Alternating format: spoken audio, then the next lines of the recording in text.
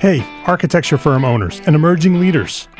Get ready for unparalleled insight into the development of a world-class architecture firm and a worldwide organization driving the digital transformation of the design and construction industry. With Build Smart, the podcast that's changing how our profession operates. We share the incredible stories behind innovation in the building industry with my friend and co-host, Patrick McLeamy, FAIA, former CEO of the international architecture firm, HOK. You know, Yamasaki's office or firm lasted during his lifetime. And when he passed away, I think that was the end of the Yamasaki office.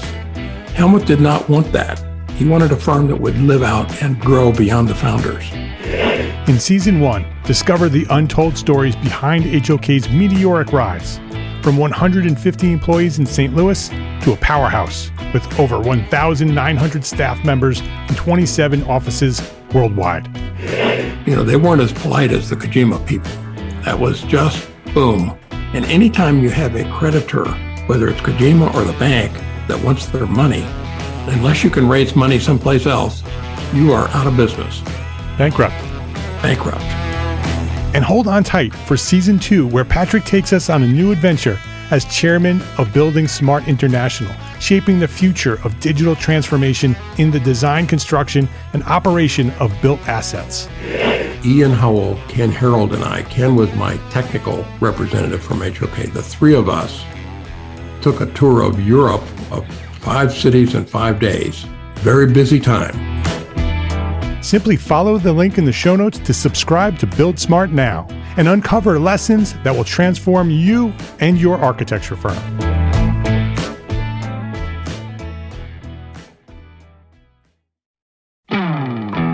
Hey, architecture firm owners and emerging leaders. Get ready for unparalleled insight into the development of a world-class architecture firm and a worldwide organization driving the digital transformation of the design and construction industry. With Build Smart, the podcast that's changing how our profession operates. We share the incredible stories behind innovation in the building industry with my friend and co-host, Patrick McLeamy, FAIA, former CEO of the international architecture firm, HOK. You know, Yamasaki's office or firm lasted during his lifetime. And when he passed away, I think that was the end of the Yamasaki office. Helmut did not want that. He wanted a firm that would live out and grow beyond the founders. In Season 1, discover the untold stories behind HOK's meteoric rise, from 150 employees in St. Louis to a powerhouse with over 1,900 staff members and 27 offices worldwide. You know, they weren't as polite as the Kojima people. That was just boom. And anytime you have a creditor, whether it's Kojima or the bank, that wants their money, unless you can raise money someplace else, you are out of business. Bankrupt. And hold on tight for Season 2, where Patrick takes us on a new adventure as chairman of Building Smart International, shaping the future of digital transformation in the design, construction, and operation of built assets. Ian Howell, Ken Harold, and I, Ken was my technical representative from HOK. The three of us took a tour of Europe of 5 cities in 5 days. Very busy time. Simply follow the link in the show notes to subscribe to Build Smart now and uncover lessons that will transform you and your architecture firm.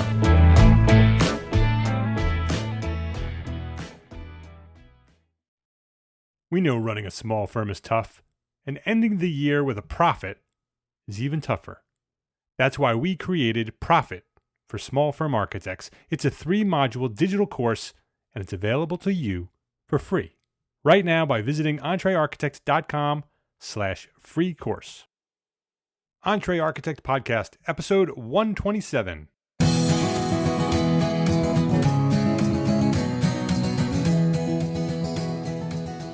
Welcome back to the EntreArchitect Podcast. My name is Mark R. LePage, and this is the podcast dedicated to a successful life as a small firm architect. Whether you have plans to someday start your own firm, whether you're in the process of launching a startup, or you might be an experienced small firm architect just trying to make a difference, this podcast is for you.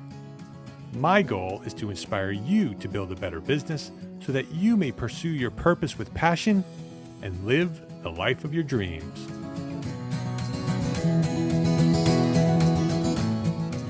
We are living during an amazing period of time with rapid change and global innovation. Human society is changing every day, right before our very eyes. The world as I knew it, as a pre-internet child, no longer exists.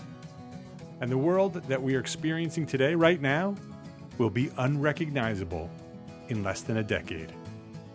This week at EntreArchitect Podcast, I share my thoughts on 6 technologies that will radically change the architecture profession in less than 10 years. This episode of the EntreArchitect Podcast is sponsored by FreshBooks, the easiest way to send invoices, manage expenses, and track your time. Learn more at freshbooks.com/architect. So I find it a bit ironic here, sitting at my studio here at 5 Cat Studio with no power. This morning we had a power outage. The wind is blowing a little bit. It's a beautiful day here in Westchester County, New York. Blue skies, sunny. It's a little cool, but windy. And this morning we had a tree fall on the neighbor's power lines and took down the entire power line in front of the house. So we have no power here at the studio. And today I had planned to record this episode about technology. So here we are with no power, limited technology, but what's really cool is that I grabbed my iPhone, grabbed my iPad, and headed out. And I took off to Starbucks and used Starbucks Wi-Fi to prep for this episode. So here we are, technology at its finest, even though we have no power.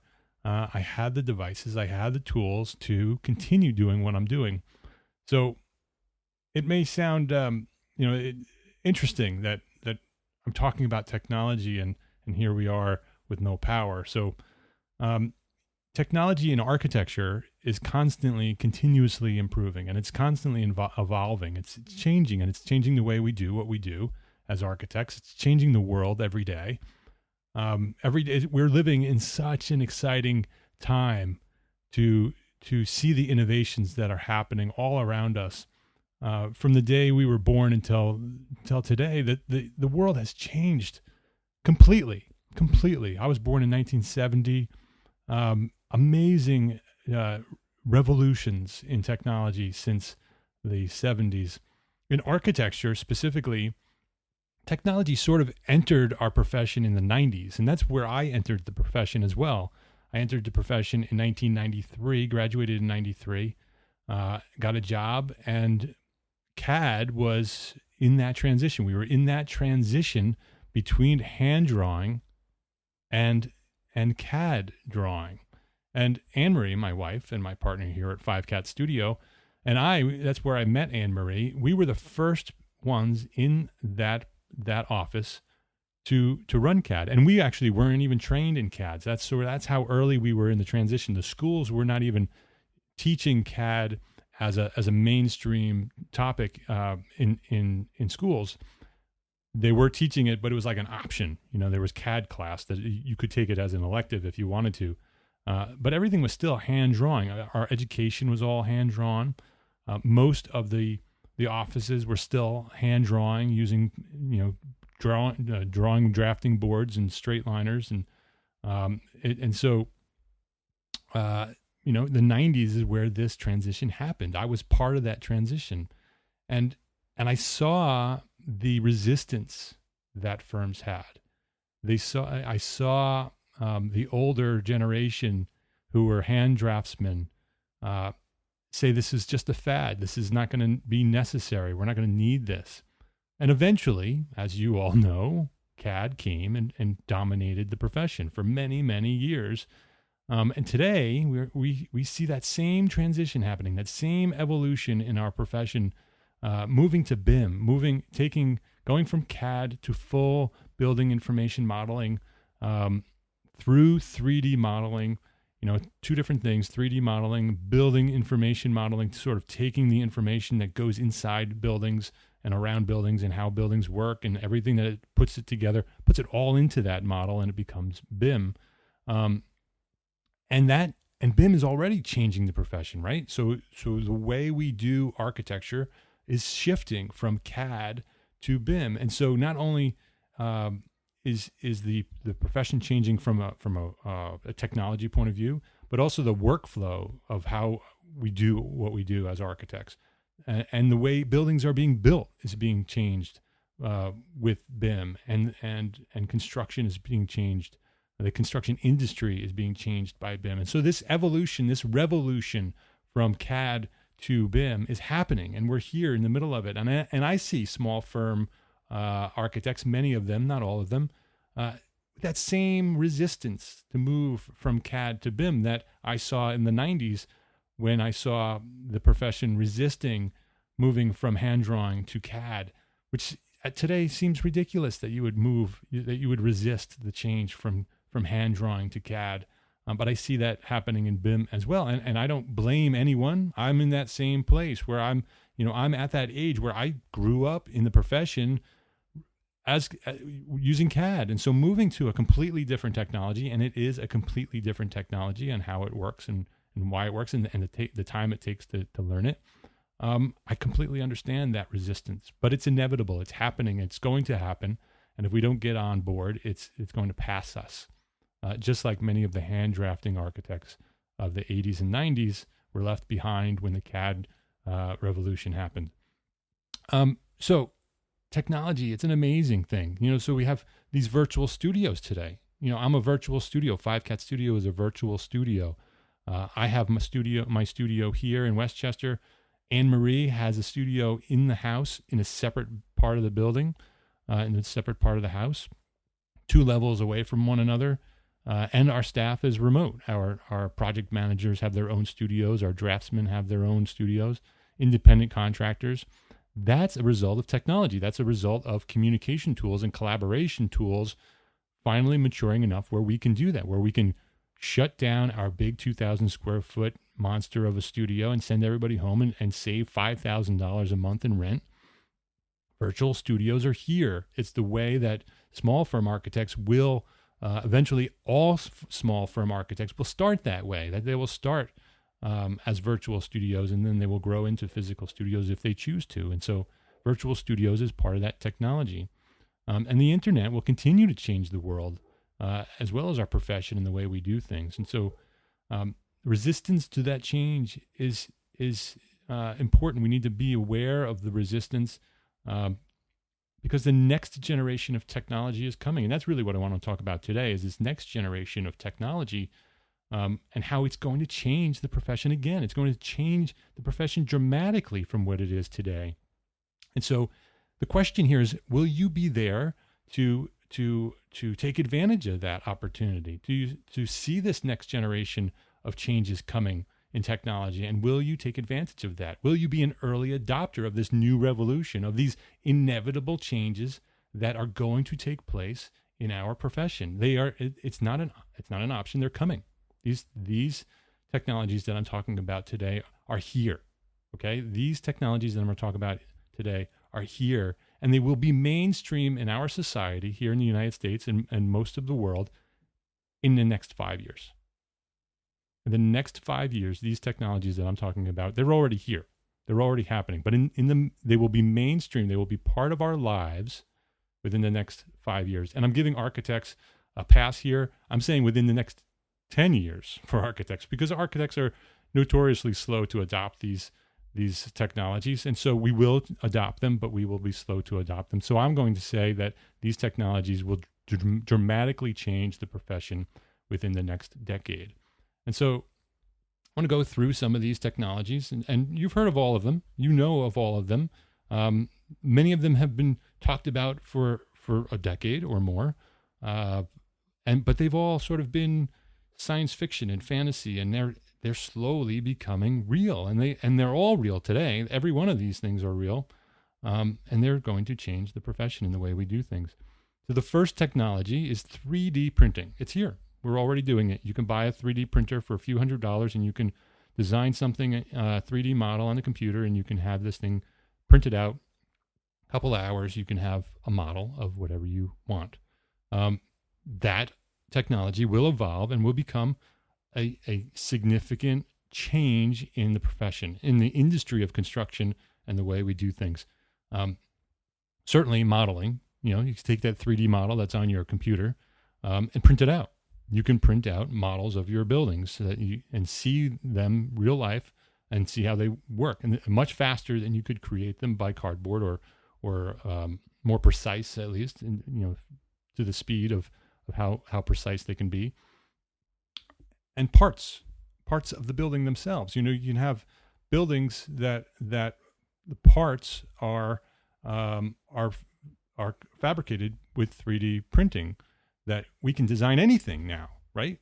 We can use our creativity to design anything, because now we can use everything can be custom at an affordable cost. Eventually they will be. You'll have these 3D printers as part of our construction process, and we can design a new hinge or a new detail or a piece of furniture or some object in the building, or structural elements that are difficult to fabricate can now be 3D printed and become, they take our models and they just fabricate them. We can do anything, right? So now with 3D printing, we can design whatever we want. It can be custom, and they can fabricate these custom pieces very quickly with 3D printing. Neri Oxman at the AIA convention talked about 3D printers and building, printing entire buildings. It's really here, but it's certainly not mainstream. But it's eventually going to happen, that there will be ways to 3D print not only components of buildings but entire buildings. You see it in the journals; they're doing it already. So we're no longer going to be limited to the catalogs, to the available parts and products that are available to us. We're going to be able to 3D print things in the future, very near future, and that is going to significantly change the way we do what we do as architects. It's going to change the profession. 3D printing will change the profession within the next 10 years. It's going to be a significant part of what we do and how we do it. It's already here, and I'm going through these technologies in sort of in order of time, of the evolution. That 3D printing is already here. It's already happening. Of these 5 or 6 technologies I'm going to talk about here today, this one's already ahead of the others, but it's significantly going to change the way we do what we do. The second one is VR, virtual reality. That's sort of the buzzword right now in architecture, in design. It's coming mainstream. We have the Oculus Rift 3D headset. You can buy it for less than $1,000. I think it's about $600. You can buy a headset, and you can walk through your 3D models. HTC Vive, same thing. You put your phone in the thing, and you are in your model. And the things that we can do, certainly we're going to be able to design using virtual reality. We're going to be able to build virtual models and walk through our buildings and say, oh, that over there doesn't work. Let's make that work better. We're going to, obviously, a very clear change will be clash detection. We will be able to develop our architecture much quicker. Once these models are built, we're going to be able to walk through and see those problems before they become real. Conflicts between structure and HVAC and design clashes with structural clashes. Those things are going to happen. With virtual reality, we're going to be able to walk through our buildings. In marketing and design itself, we're going to be able to not only use that marketing to virtual reality. We're going to be able to show our clients, walk through our architecture, and they're going to be able to literally experience our buildings. It's not virtual. It's in their mind. It becomes real. It's so real, virtual reality, that it tricks your mind that it's real, and you actually think that it's real. And so you're going to be able to walk your clients through buildings without actually walking through those buildings. You're also going to be able to get quicker decisions. So the design process will be quicker because you're going to be able to show a client very quickly what you're talking about. Try to convince a client to do something with 2D drawings in CAD or even a 3D model that they're looking at through a monitor. When they put these headsets on and walk through their building, it's going to be much easier to make the decisions. And so client decision making will be significantly impacted. Let's see here. I have some notes. It's this Oliver DeMangel, I think is his name. He says that it's going to become so real within the next 5 years that it's going to be more powerful than cocaine for architects, that architects are going to want to use this so badly that they're not going to want to stop using it. You're going to use virtual reality for testing for light scenes and natural lighting and other user testing. You're going to be able to do maybe emergency egress testing. You're going to actually be able to put your users in this building before it's built and create scenarios of emergencies and have different use cases, both from a design point of view and an emergency point of view on how those people actually react, and be able to design and modify buildings and designs based on real testing before buildings are actually built. So buildings will become safer because of virtual reality. And so it's here. Virtual reality is here. It's going to significantly change the way we design buildings, certainly going to change the way buildings are built.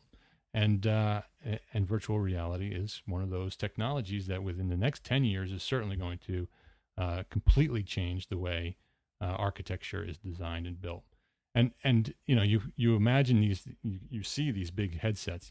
The Oculus Rift is this big bulky thing that you put on your eyes. It looks ridiculous from my point of view, but it's amazing technology, right? But imagine, think back in the 90s when you had a cell phone and you had that big brick of a cell phone that was like 10 inches tall and 2 inches wide and 3 inches deep. That was state of the art. That was the technology. That Oculus Rift will look back in 5 years and it'll be much smaller, much less obtrusive. Those changes are coming. And so virtual reality, you just put glasses on or some minimal goggles, and you'll be able to walk through these spaces without all of that, basically a small monitor attached to your head. It'll all evolve, and it will become part of the way we live, inside and outside of architecture, that virtual reality will become a part of our mainstream life. Let's take a quick break here to say thank you to FreshBooks for their support as a platform sponsor of EntreArchitect, because as a platform sponsor, FreshBooks has provided funding and support for our overall mission here at EntreArchitect. They recognize the need for small firms like us to build better businesses in order to be better architects. FreshBooks is the easy-to-use accounting software designed to help us small firm owners get organized, save time, and get paid faster. It takes care of invoicing, expense tracking, estimating, reporting, and it all happens out on the cloud, so you have access to your information from anywhere that you have access to the internet. And I use FreshBooks for my own small firm, 5Cat Studio, and my favorite feature of the FreshBooks software is sending my invoices by email and allowing my clients to pay by credit card. When FreshBooks says that you'll get paid faster, they're not kidding. With the convenience of clicking a button and paying by credit card, many of my clients pay now as soon as they receive their invoice. And for those clients who don't pay right away, FreshBooks automatically sends them a reminder of the balance due at an interval that I set. So once I send an invoice, I can go back to being an architect, and I don't need to chase down any of my clients. And Tim Lee of FreshBooks will show you how easy it is to send invoices by email on our exclusive video series Tim and I produced exclusively for the EntreArchitect community. Check out this free video series at EntreArchitect.com/FreshBooksVideo. There's no catch. There's no email. It's completely free. Just go to EntreArchitect.com/FreshBooksVideo and you will get the videos right away. There's 3 of them. Shows you everything you need to know about getting started. And then go to FreshBooks.com/Architect, FreshBooks.com/Architect, and sign up for your free 30-day trial and give it a try. It's free. I suggest you just send one invoice and see what happens. That's how I got started. Just send one invoice to one client and see how it works. And when I did that and I got paid much faster than usual, I signed up for the rest of it and I set up my whole account in FreshBooks. FreshBooks.com/architect for your free 30-day trial. And be sure to enter EntreArchitect into How Did You Hear About Us section. And so virtual reality is certainly a technology that will disrupt architecture and will change the way we do what we do. And so that's the second one. The third one, also here, also happening already, is drones. Drones right now, mostly toys at this point. They've become much more than toys. They have drones that you can send up and you can use them for photography and you can do all these different things with drones. But I just listened to a podcast on the Tim Ferriss show. Mark Andreessen, one of the pioneers, one of the fathers of the internet, says that autonomous consumer drones, like they're talking about at Amazon with delivery, autonomous drones that you basically tell it what to do and it goes and does it. It's here now. He says that it's going to happen within the next couple of years, that they are going to be introduced as consumer products and that you're going to be able to basically program it and it's going to go do what you want it to do. And just imagine what an autonomous consumer drone can do for architecture. Not only photography, which is what most drones are being used for now in the industry. You send up a drone, you use remote control and you send it up there and you take pictures of your site, you take pictures of your architecture. That could be autonomous. That could, delivery and marketing, all those things happened. Marketing with photography, deliveries. Amazon's talking about, having Amazon drones. When you order something within hours, a drone shows up on your doorstep and drops off the package. Sounds like science fiction, right? It's going to happen. It's going to happen much sooner than we think, because it's already here. The technology is already here for that to happen. Certainly in the industry of architecture and construction, inspections will be huge, huge market for drones. Any job where there is safety concerns with visual inspections with human beings will all be done with drones. You're going to be able to send automated drones up to tops of buildings, to roofs, have insurance inspections, have construction job site inspections, cell tower inspections, all done with drones. They go up, they 3D scan everything. They could have infrared filters and sensors to detect leaks for, anomalies in electrical wires or gas leaks. They're going to be able to detect all that. Delivery of materials to high locations to bring materials from the ground to locations that are on the roofs or up higher, all could be done with drones, picking up materials and delivering them all autonomously while the building's being built. It could be programmed, and that's happening without the danger and the use of manpower to get the material to where you want it to go. Scanning existing conditions. Drones can be used for. Imagine a drone, autonomous drone. You program it to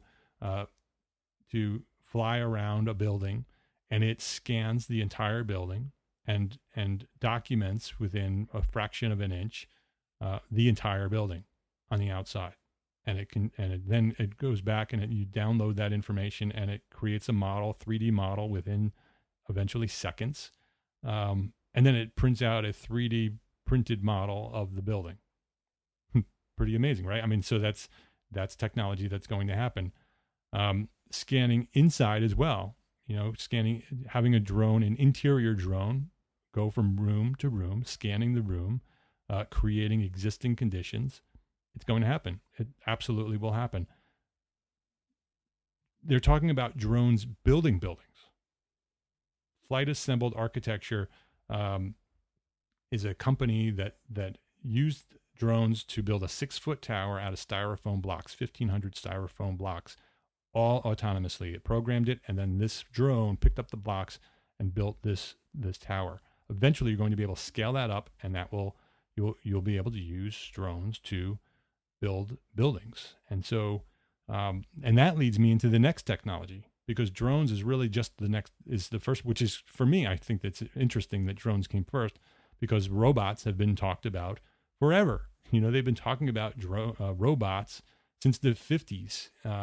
In science fiction, they've been talking about robots. Robots are obviously here. We see robots building cars and doing other things. They vacuum our houses. Imagine a Roomba, which is, I think, the name of the vacuum cleaner. Imagine that scanning your existing conditions, going from room to room and 3D scanning the room. And while you're not there, you just drop it off. It goes from room to room, scans the room, and creates a 3D model of the existing conditions automatically, all autonomously, all happening. Robots are already demolition tools. They have robots that made by Husqvarna, and I think there's another company, European company called Brock with 2 Ks, BROKK, that are demolition robots that you program them, and they dismantle buildings and they sort the materials and do everything that you want a demolition crew to do. They have robots to do that. Obviously, construction methods, as time goes on, the things that are repetitive are things that robots are good at. Anything that's repetitive is something a robot can take over. Painting, you can have a robot paint rooms easily. Once they do that, but you can easily imagine robots doing that. Floor finishing, excavation, certainly. You can have a robot programmed to be precisely excavating for your building. No longer do you need a human operator to excavate for new building. Masonry is already happening. There's a company called Construction Robotics. You can check it out at construction-robotics.com. They have a robot called SAM, S-A-M, Semi-Automated Mason. Basically a bricklaying robot. And they have video of it. That basically an arm comes out, picks up a brick, puts mortar on it, puts it where it belongs, drops it in, sets it down right where it needs to be, and goes on to the next one. And it could build an entire veneer wall side by side with human masons. It's here. It's already happening. Framing will be done by robots. Welding is already in the automotive industry. Welding is a huge part, all done by robots today in large manufacturing, automotive manufacturing. Cutting, CNC machines is already happening. That's basically a robot. You program the cutting machine to cut exactly what you want, all computer controlled cutting. And anything manufacturing, within the architecture in the construction industry, robots are going to, continue to build, create the materials, create the products, create the things we build buildings with. Maintenance and repair can be the inspections of maintenance and repair. Not only inspections, robots can inspect buildings, but then also see something that's out of the ordinary and fix it. Cleaning, cleaning of buildings can all be done by robots. The cost of construction, interestingly, when you have robots involved, potentially could go down. The cost of construction and materials that go into buildings. So construction may be able to come down. We'll be able to do more with the money that we have. So if robots, so think about this. So if robots and drones and 3D printing is part of what we're doing here, and it's going to change the way we do things, think about this. So how are we going to change? How are robots and drones and 3D printing, how is that going to change the way we do our work? How do our drawings change? Do we even have drawings anymore? Do the drawings become digital files that are 3D virtual reality walkthroughs? They're no longer drawings. The drawings, in the future of architecture, there are no drawings. Think about that architects of the future will not be drawing. We'll be building our buildings within computers that we will essentially, which we're doing already with BIM.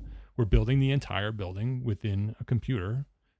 So it's a real building inside, not a real building, but obviously the virtual building representation of the building and then, walking through it with VR and doing all the things that we're going to do. How does our profession change? How does our job as architects change? It's not going away, it's evolving. And so these are things that we want to think about, and it's happening faster than you think. It's happening now. So how does our role as architects evolve, and how do we get paid for what we do? What do we do? Those are the things that we should be thinking about. We should be thinking about how we do what we do as architects when we're talking about these technologies. These technologies are here, and in the next 5 years, they're going to be mainstream. And in the next 10 years, they're going to be the way we do architecture. It's going to be what we do and how we do it. It's not going to be an option. The next one, I think it's the fifth one, is artificial intelligence. And I love artificial intelligence. I love the idea. I've been reading about artificial intelligence since high school. For me, it's always been this science fiction thing. But it's real, and it's already happening. It's already here. Imagine in architecture, computers designing buildings. I know, everybody just cringed, right? Well, with artificial intelligence, you will have computers that are intelligent enough to be creative.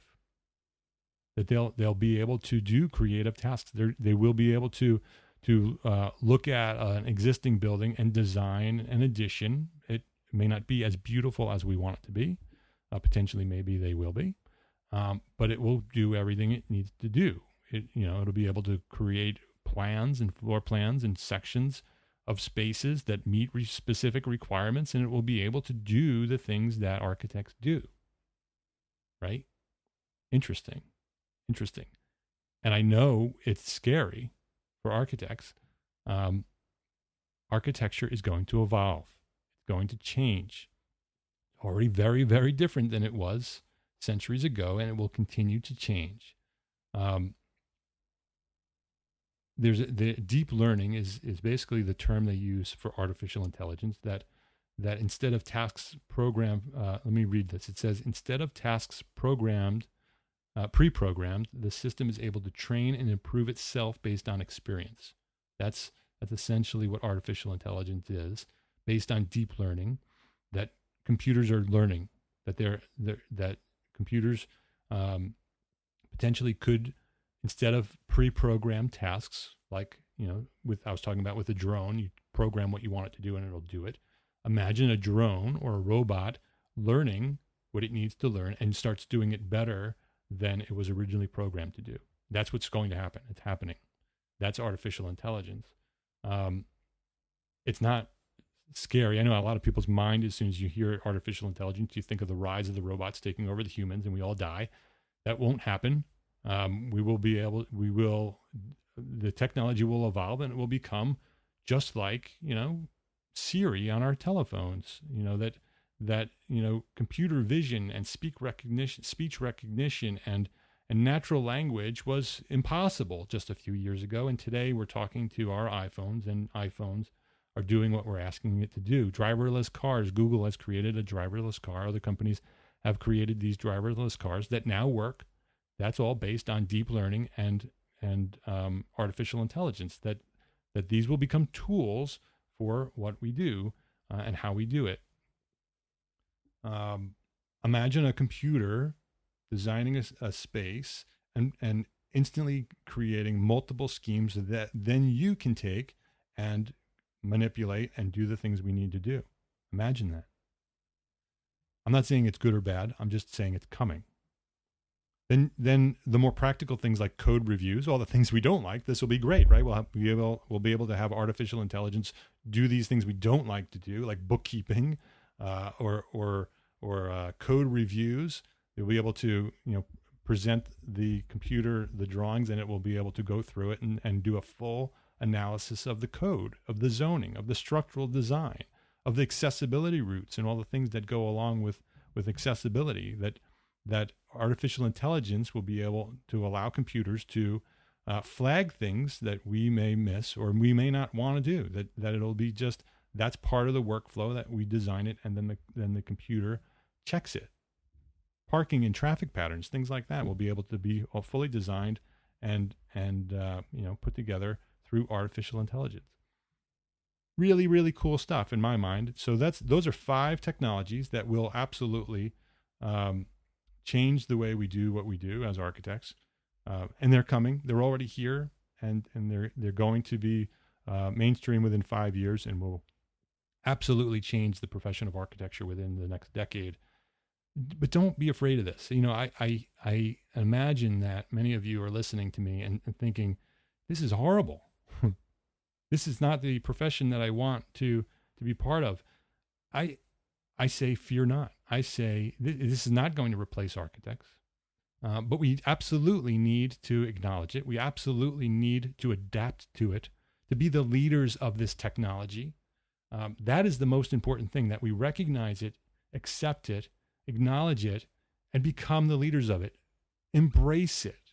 Don't miss this opportunity, architects.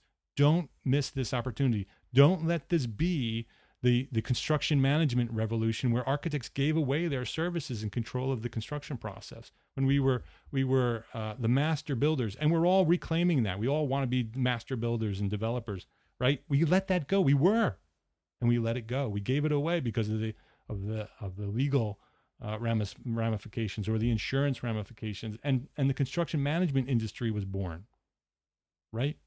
They basically took the roles and the responsibilities away from the architects. This is an opportunity. I'm telling you right now that these things are coming. Become the leaders of them. Become the leaders of them. Machines and technologies will change the way we do what we do. And they will be our tools. They're not going to be our replacements. They're not going to replace us as architects, but we need to be willing to change. Our workplaces will change. Our studios will change. Our roles and responsibilities as architects will change. Change is inevitable, and it's coming very, very quickly.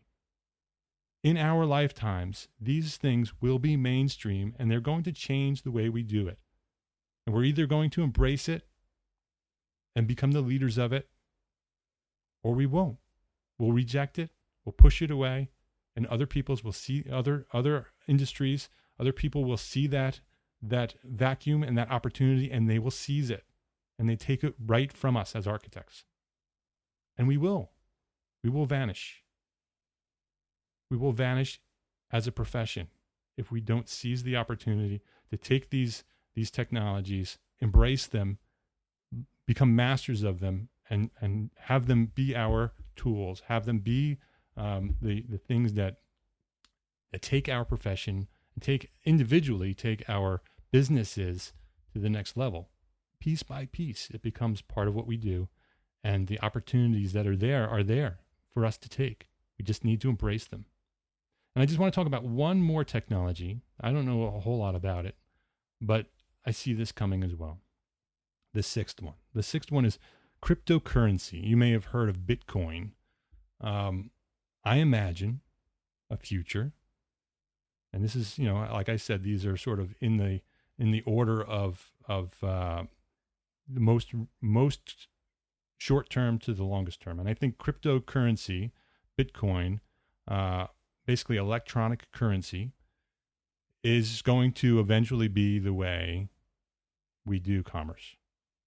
That paper money, if you think about paper money and you think about the impracticality of paper money and the way that money and the current systems of a central bank, and again, I don't know a lot about this stuff, but I just think beyond what we have today, and we're already doing that. When I get paid by credit card and I send an invoice to a client, and a client says, yes, I'll pay it with my credit card, essentially all that's happening is that we're taking numbers from my client's bank account and they're transferring it electronically.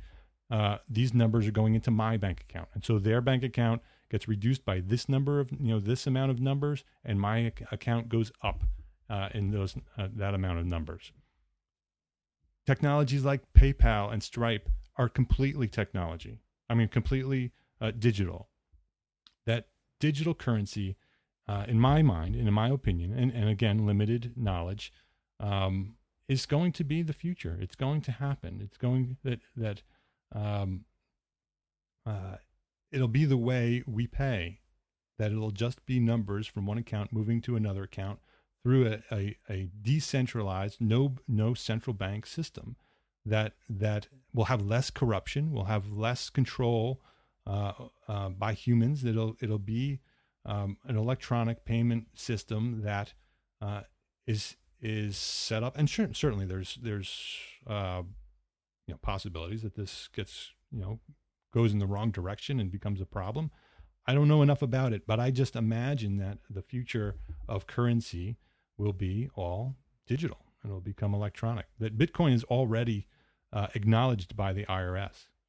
The IRS has already ruled back in 2014 that Bitcoin is a real thing, and it's acknowledged by the IRS. They look at it as property, not currency, and so it's subject to capital gains taxes. The government's got to get their piece, and so Bitcoin is already acknowledged. So it's already legal in the United States, and it's handled more like precious metals than it is currency, and so that technology is happening. There are already dozens of companies that are developing the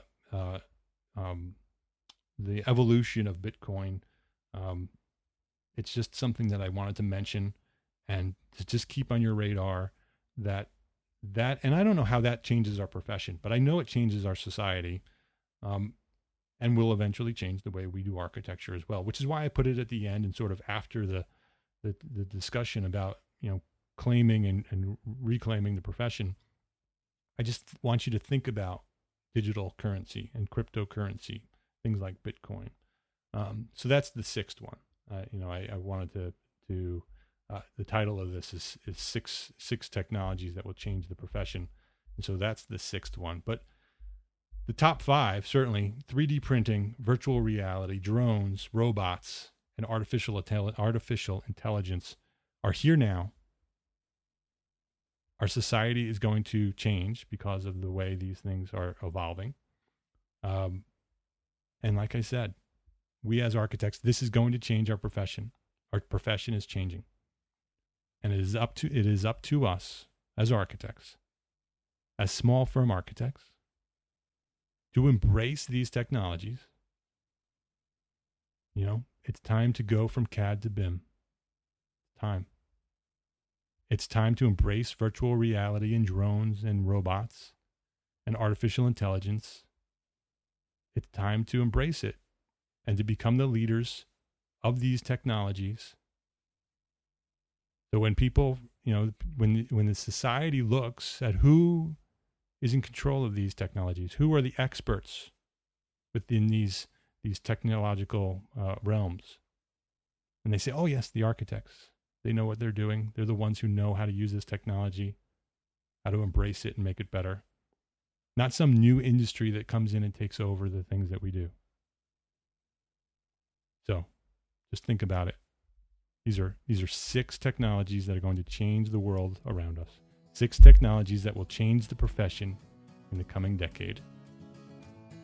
Think about it and embrace it.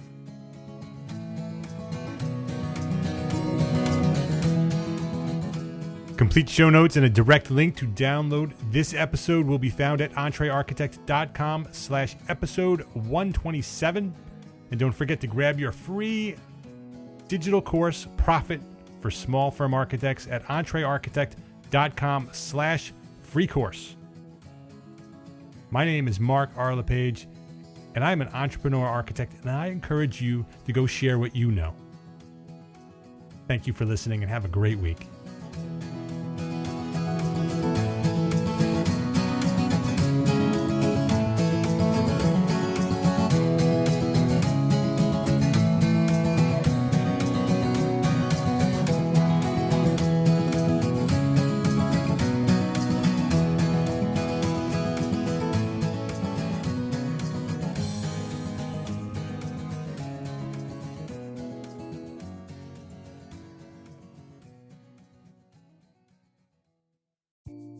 Imagine earning continuing education credits while doing exactly what you're doing right now.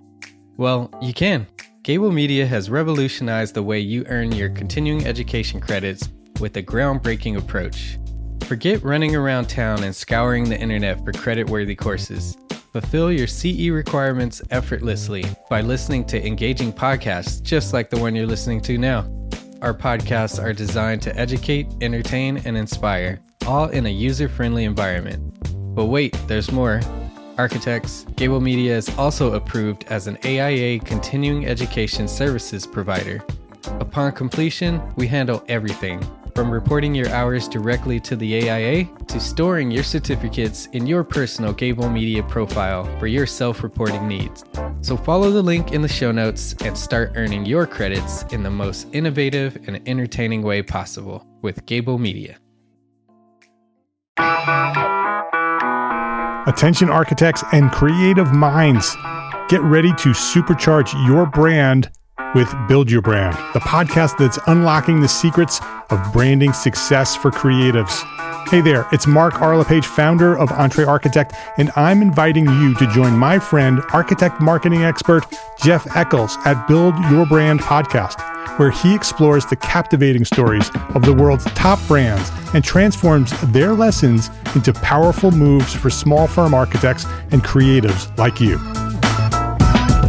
In Season 1, Jeff shares the thrilling tale of Southwest Airlines, where he dissects their journey to the summit and distills it into strategies tailor-made for you.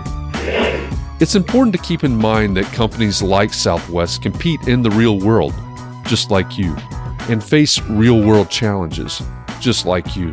You might be surprised at how similar those challenges are to the struggles that you grapple with on a day-to-day basis. Don't miss out on your blueprint for success. Subscribe, tune in, and let's build your brand together. You may have noticed that the very best brands in the world are also known for having somewhat unique corporate cultures. That's often the glue that holds everything together when they encounter those rough spots. We don't do it because it inconveniences the passengers to whom we are primarily dedicated, the short haul, frequent flyer. Follow the link in the show notes to subscribe to Build Your Brand today. Remember, no matter the size, the journey's the same. Your brand's journey to the top starts here.